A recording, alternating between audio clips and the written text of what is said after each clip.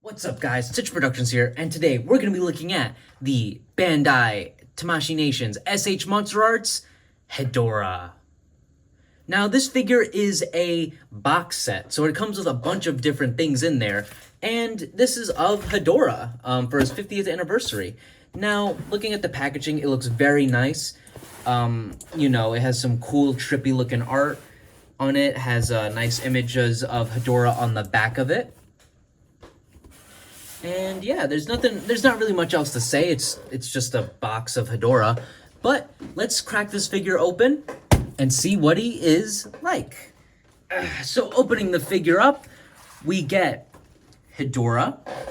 Now, I'm going to be starting with the accessories, so let's make him small. So starting off with Hedorah's first form and the first set of accessories, here we have him in his puddle. Now, if you guys don't remember, Hedorah was from Godzilla vs. Hedorah, and he was I would describe it as a shit monster, and he fed off of the pollution and garbage, and, eventually became a monster. He started off like this, in a puddle-like form, like a tadpole, and this is molded pretty well. I mean, it looks pretty good. I mean, it looks like he's in a puddle, but this isn't really the main part of it. This is actually an accessory that attaches. So here is the puddle piece. It looks pretty nice. It's made out of a clear plastic. More durable than that Gigan, but, whatever. You get also this piece that attaches to the little, that attaches like that. And you get his tadpole form, which looks pretty good. It's well sculpted, well molded, and, you get some nice detail. Isn't really much in paint, but to be honest, I don't really expect much from something like this. The eyes, I feel like, speak 1,000 words more than paint, and I feel like these make him look really threatening and even a little scary. This does come with a stand, so if you want to recreate him flying in the air, you can do that. And it looks pretty good. But moving on to his next form, we get this, and this is much more cool, I think. I mean, it has way more paint, way more sculpting, but the thing is, it has no posability, but to be honest, what do you really expect? It just flew around in the movie. Would have been nice if the little claws on the bottom had, like, some kind of posability or something like that. Even has a little butthole on the bottom, but he looks pretty cool, and like the tadpole piece, you can attach it to a stand. Let's just put that like that.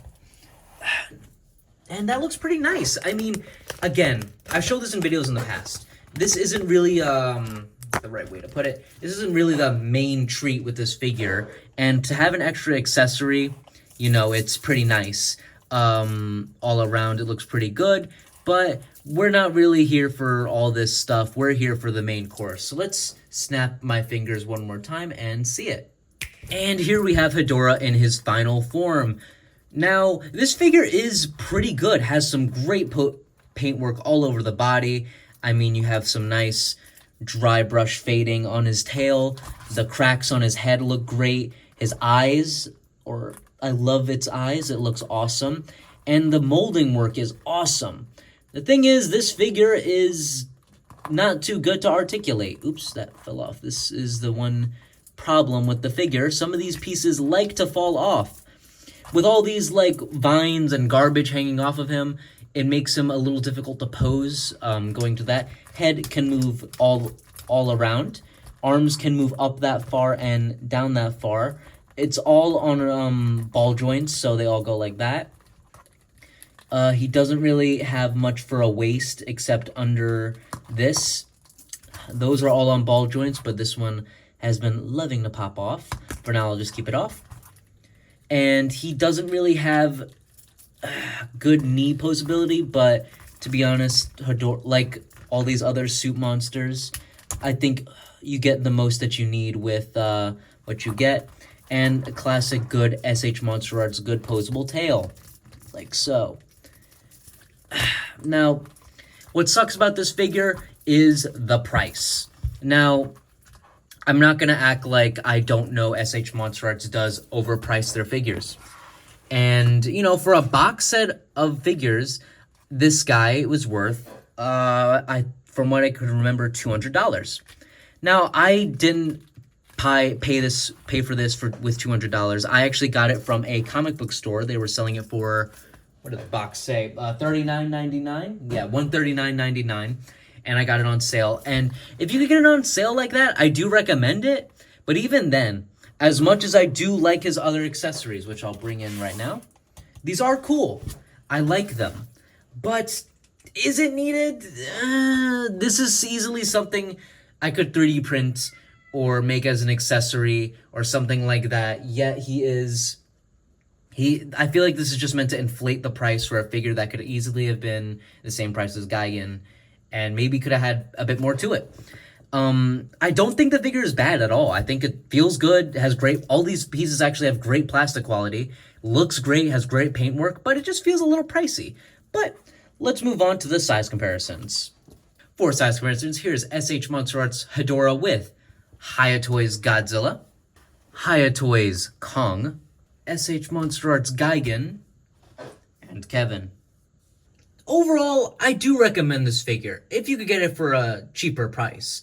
I mean, the figure is good, it's fun, and it fits nicely in any collection, but it comes with all this extra, in my opinion, unneeded stuff that, you know, you could go with or without, and, like, you know, they have no posability, and it just feels like extra things just to make the price bigger.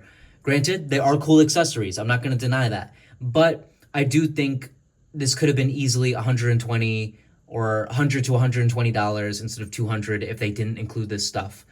But what do you guys think? Do you have this figure? If you do, what do you think of it? Leave it down in the comments below. And this is actually one of the last Godzilla figures I have. So after this, it's whole new stuff for me, whatever I get. I'm not sure when my next Godzilla review will be, but hopefully soon. If you guys enjoyed this video, please like and subscribe, and I'll see you guys in the next video. Bye-bye, guys.